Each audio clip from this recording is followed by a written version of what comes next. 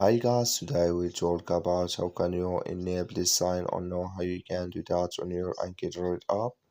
We're going to figure out the solution on know how you can do that on your app. So you just follow this way, then it's going to work with you. So all you have to do, you just go here above this sign, click on it.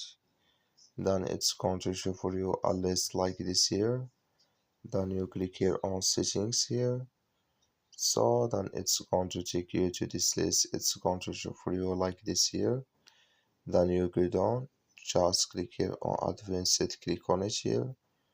When you just click here on advanced, it's going to take you to next step here. Then you go down, just keep going down here. So then you come here to try to purchase apps, or you come here to Ankidroid app API, click in this sign that like you see this color for us. That's me Ankidroid API this enable with us now. That's all you have to do. Thank you for watching. Don't forget to support us by like and subscribe.